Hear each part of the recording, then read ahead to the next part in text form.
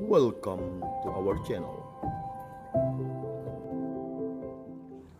Hari ini adalah hari Jumat 12 Juni 2020, hari biasa pekan ke-10. Jadi bacaan Injil dari Injil Matius bab 27 sampai 32.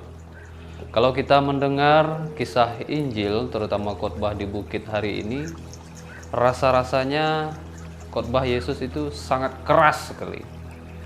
Sehingga kita yang hidup di dunia ini rasanya tuh kalau membaca, merenungkan ini, kita ini tidak luput dari sabda Yesus. Yesus mengatakan jangan berzina. Kemudian ayat berikutnya, jika matamu, mulutmu, tanganmu, kakimu menyesatkan engkau, potonglah, gitu kan. Ketika mendengar, merenungkan sabda itu, pucat rasanya. Pucat, gimana enggak pucat? Kadang tuh kalau saya renung-renungkan, kadang mulut saya tuh juga menyesatkan, entah itu membicarakan keburukan orang lain. Lalu entah kadang mata juga bisa sesat kan? Lalu tangan juga bisa sesat untuk melakukan hal-hal buruk misalnya. Tetapi ada beberapa hal yang ingin disampaikan Tuhan hari ini. Yang pertama soal perkawinan. Jadi perkawinan itu kudus, suci. Mengapa Yesus tadi mengatakan jangan berzina? Karena perkawinan itu sangat suci. Seringkali dalam kehidupan sehari-hari kita menyaksikan bahwa saya sendiri mendampingi lah ketika di Malang dulu mendampingi anak-anak SMP, mengajar mereka. Dari sekian banyak refleksi yang mereka tulis, itu kebanyakan anak-anak orang tuanya itu bercerai, kemudian juga tidak memperhatikan mereka, orang tuanya selingkuh dan sebagainya. Ketika membaca refleksi itu, saya dalam hati itu ada rasa kasihan, ada rasa kecewa dan sebagainya. Mengapa itu terjadi kepada anak-anak yang masih bisa dikatakan masih kecil, belum mandiri dan sebagainya? Kok tega orang tuanya melakukan hal-hal seperti itu, kemudian meninggalkan mereka ketika masih kecil, ditinggal selingkuh dan sebagainya.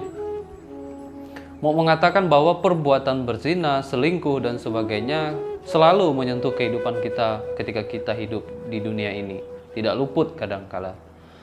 Namun perlu disadari juga bahwa sabda Tuhan ini mau mengingatkan kita kembali. Kalau kita saat ini rapuh melakukan perbuatan buruk, kita ingat supaya jangan menyakiti hati orang-orang di sekitar kita, menyakiti hati anak-anak, menyakiti hati istri, menyakiti hati suami karena selingkuh, karena keegoisan, karena merasa itu hal yang nyaman dan sebagainya. Jadi jangan atau marilah kita bersama-sama ingat kembali supaya hati anak-anak yang saat ini sakit, hati anak-anak yang saat ini terluka, jangan ditambah dilukai lagi dengan perbuatan buruk, tapi mari kita obati dengan sabda Tuhan.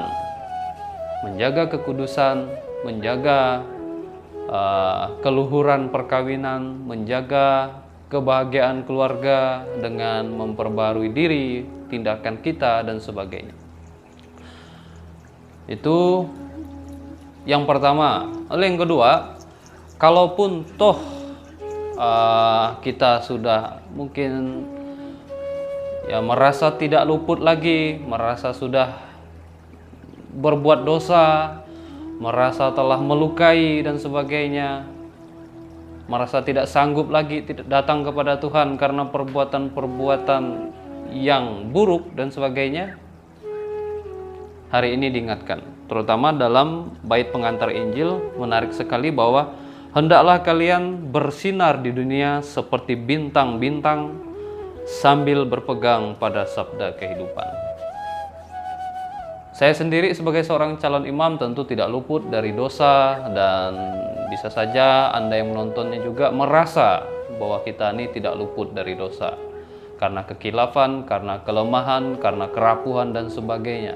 Tetapi pada sabda Tuhan hari ini mengajak kita bahwa kita ini orang yang sama-sama menguduskan diri, yang sama-sama ingin berkenan di hadapan Tuhan, yang sama-sama memperbaiki diri. Ya, karena ya kita hidup di dunia bisa saja jatuh, bisa saja keliru dan sebagainya.